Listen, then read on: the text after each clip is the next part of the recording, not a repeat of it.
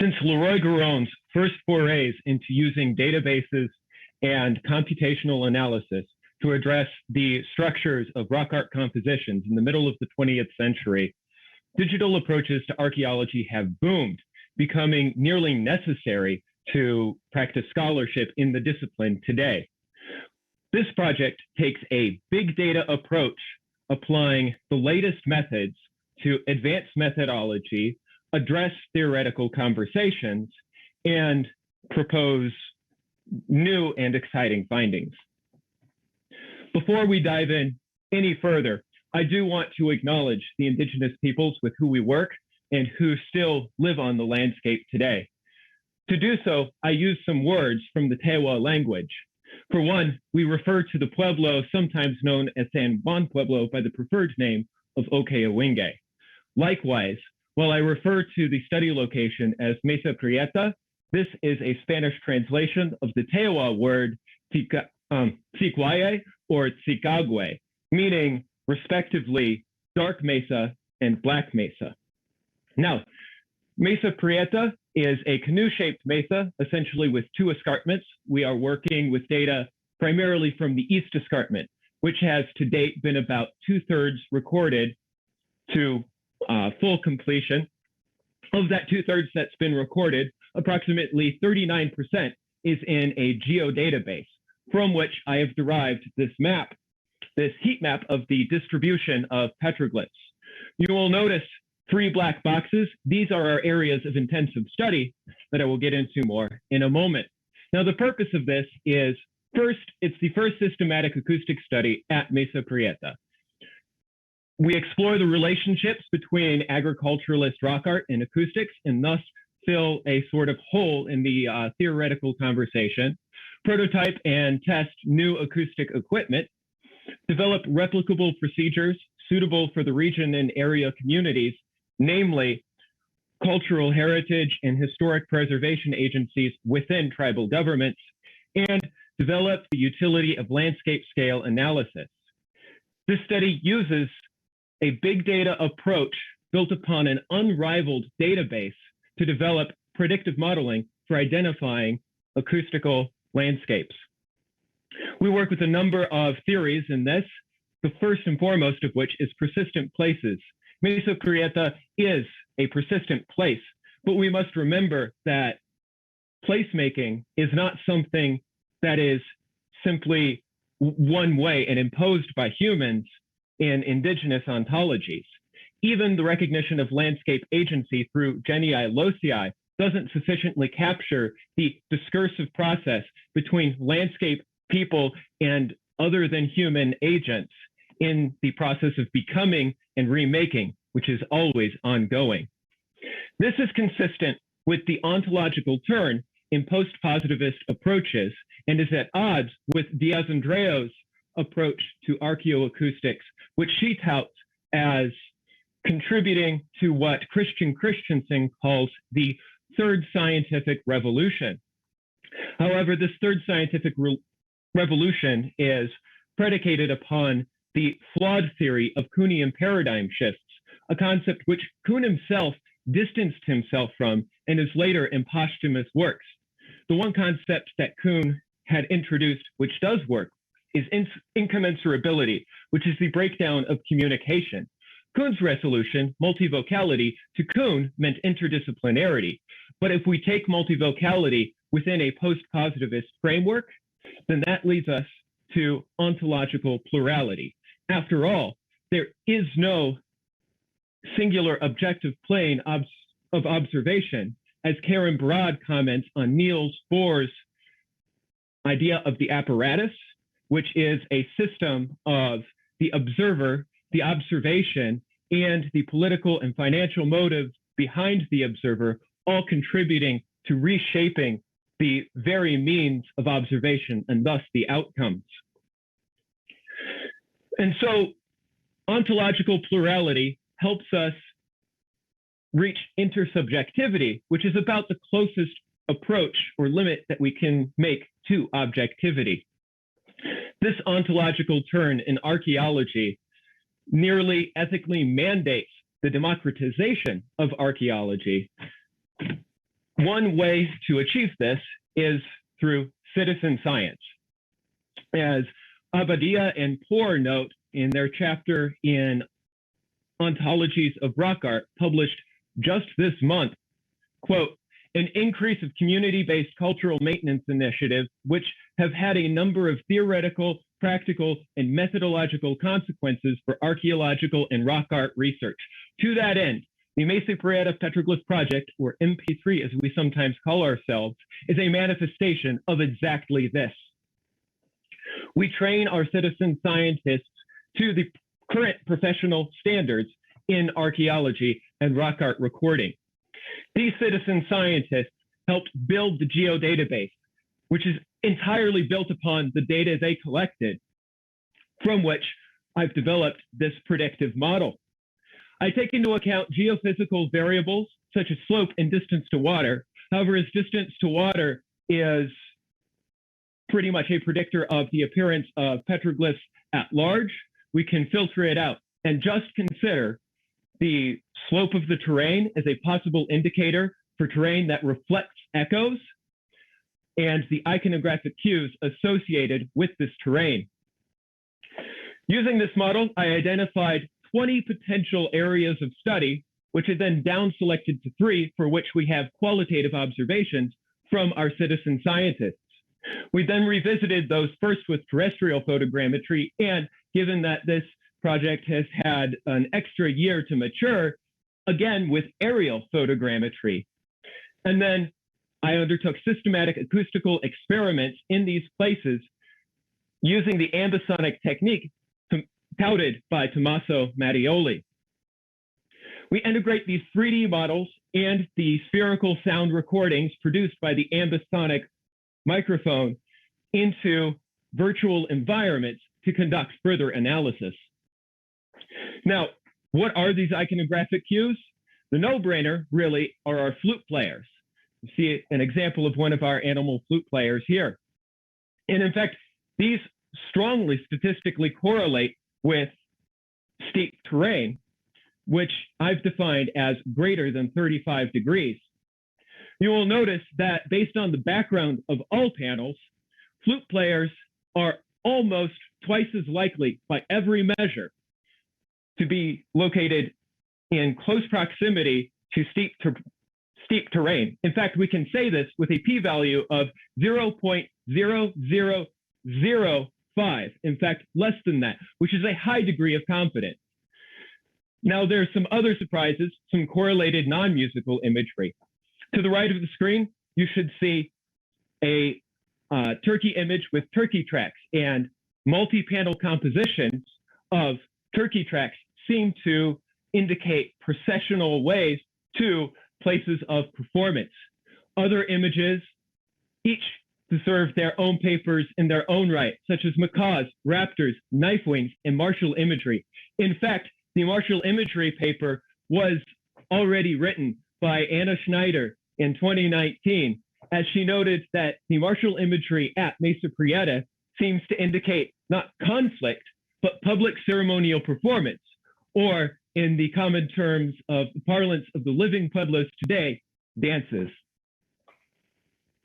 On-site experiments used the ambisonic microphone and a spherical camera, and from these I derived common acoustical engineering parameters, gain, various measures of reverb, EDT, RT20, RT30, versus RT60, 2 measures of clarity, speech clarity, C50, and musical clarity, C80.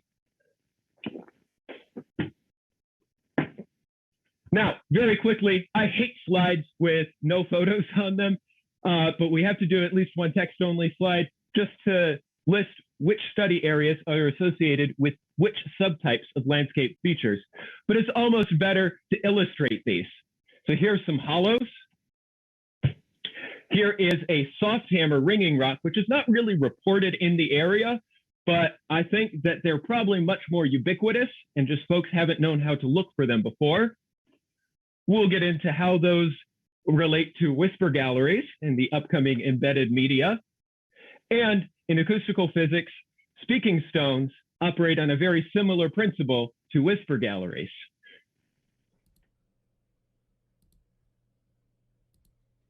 Our first example is a standalone boulder at the edge of an arroyo. Notice the concentric circles utilizing a vesicular inclusion, which has later been retouched to add a head, turning it into a shield bearer. It would at first glance appear that we have a shield bearer here, but that's actually just an optical illusion. It's just more concentric circles, also with a loop going around the bug. Notice the curved surface that it's on. In fact, both of these panels are concentric circles located on curved parabolic surfaces which reflect sound audibly back towards the observer, especially with this first panel. These are what we are calling speaking stones, and that's the type of acoustical feature that we have in our second example, a Spanish heraldic lion, something almost unique to Mesa Prieta, diagnostic from the digitate toes, the mane, and that mug, done with a Pueblo-style rectangular body. Martial imagery is associated with sonic features, and here we have a shield bearer with two stone axes, or kui. But notice something that you don't get from purely GIS analyses of soundscapes is that the shield bearer actually shields its observer from the sound reflections of the heraldic lion.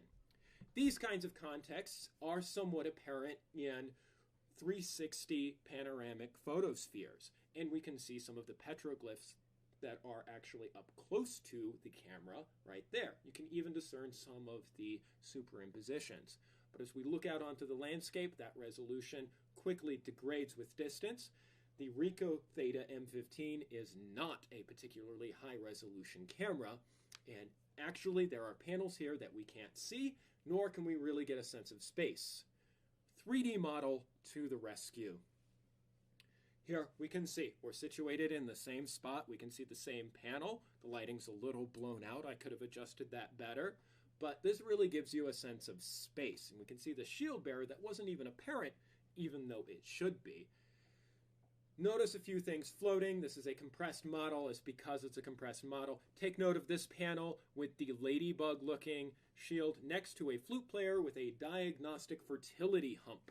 But the point of this is to situate the 360 photosphere into the same place as the 3D model. From this, and for some reason, my animation software, Blender, did not render it, but Pixar it didn't happen.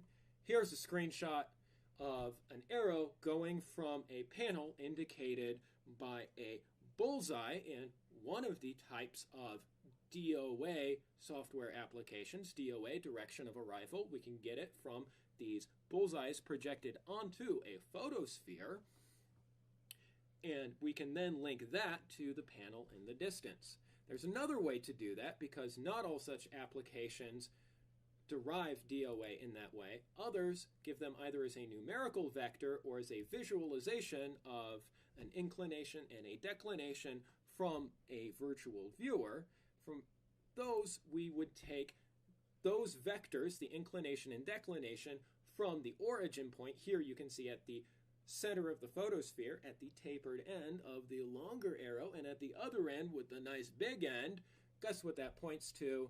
It points to that same panel that I had been directing your attention to. So we can see both of these in context with each other, but we're actually working in a much higher resolution environment.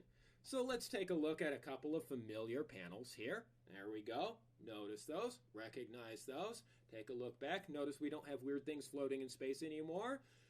And, oh, here's another flute player image that wasn't apparent in those other models. So we can put those images in context, but this actually also gives us a way of measuring and getting a sense of this space. Here we've got a bowl-shaped enclosed space or room with these little alcoves like that shield bearer is in that affect both the cadence of echo returns.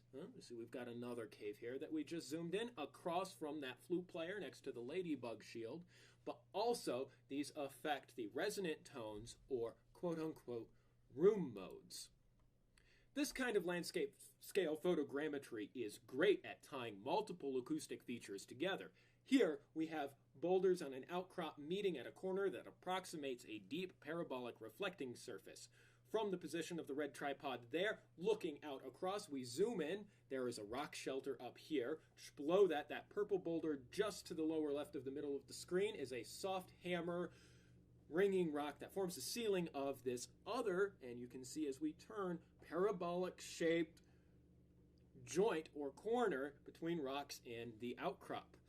Move the camera around a little bit to get a sense, and to give you a sense of the space of this, let's put the camera kind of near the ground.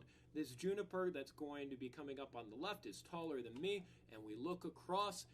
This is the landscape scale context that we need for relating acoustical features like these to each other. So here's a 150 million point cloud, which is 1/10 of the resolution that we're working at. Here are some agricultural features that we recorded during this. And here's the hollow. Let's swoop around to this knoll back here. There's an interesting feature, a circular depression ringed by rocks. That large rock in back has a petroglyph on it. Opposite, a west-facing entrance that opens up onto trails leading out directly down to this shallow hollow. Boulders on either side replete with petroglyphs. Here's another constructed feature. And these petroglyphs around here, by the way, are musical indicators. So think about your GIS applications of modeling soundscapes on the landscape scale and what they can do with this level of detail.